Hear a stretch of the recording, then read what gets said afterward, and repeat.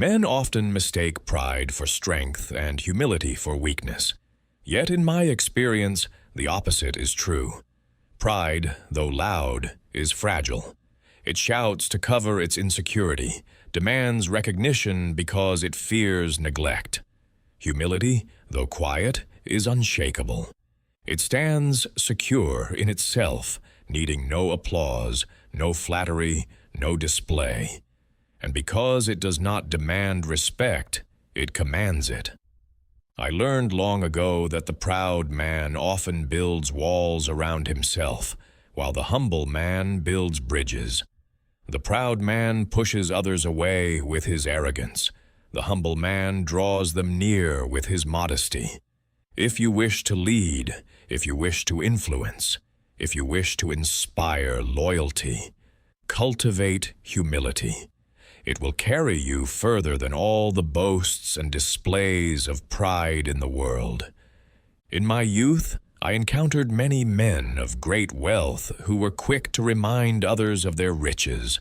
They flaunted their possessions, their power, their titles, and yet, behind their backs, people mocked them. They inspired envy, but not respect. When adversity came, few stood by them. Why? Because their pride had alienated those they might have counted as friends.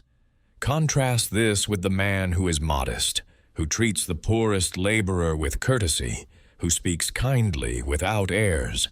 Such a man wins genuine admiration. He does not need to trumpet his greatness, for others proclaim it for him. Humility is not the denial of one's worth, but the recognition of the worth of others. A man may know his abilities, his successes, and his power, yet remain humble if he remembers he is not greater than those around him. Every achievement rests upon the efforts of many. When I built my enterprises, it was not my genius alone, but the skill of countless engineers, workers, and partners. To act as if all the credit were mine would have been arrogance and folly. To share that credit, to acknowledge their part, was not only just, but wise. It bound men closer to me, made them proud of their contribution, and inspired them to give their best again.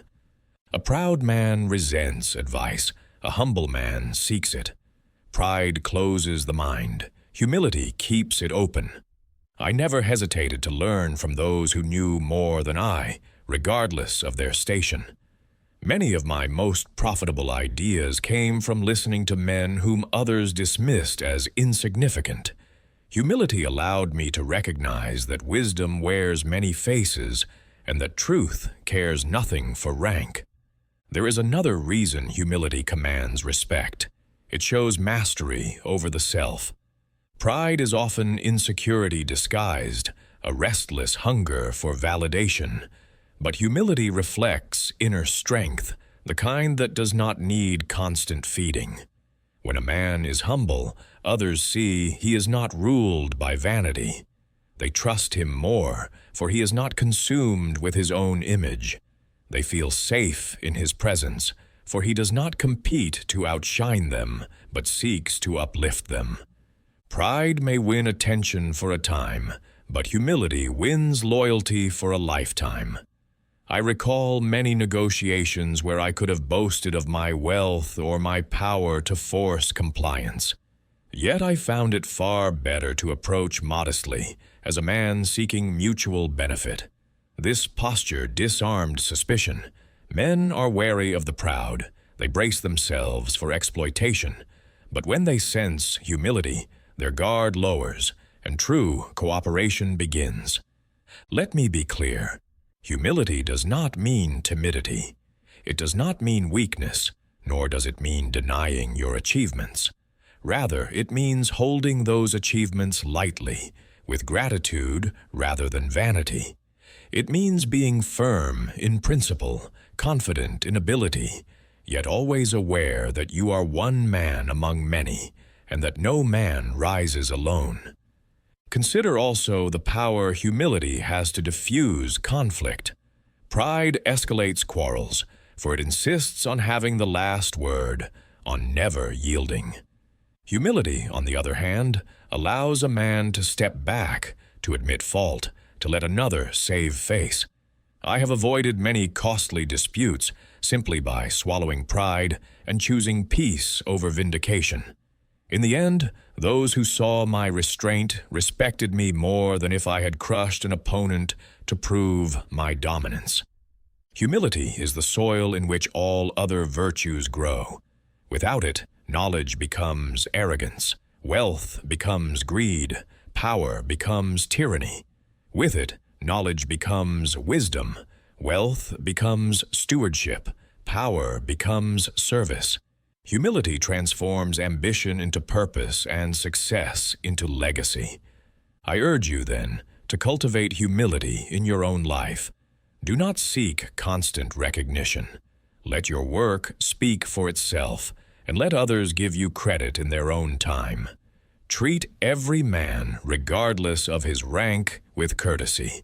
Admit when you are wrong, and do so without shame. Ask questions more than you make statements. Share success generously, and you will never lack companions on your journey. The world already has its share of proud men. It craves leaders who are humble, for they are rare and precious. Be one of them. Be the man who commands respect not by boasting, but by serving. Be the man whose greatness is evident not in what he proclaims of himself, but in how others speak of him. Remember always, pride demands respect and fails to earn it. Humility commands respect and never asks for it. In the end, humility is not only the strength of leaders, but the strength of men. Practice it faithfully, and you will discover that modesty is not weakness, but the truest form of power.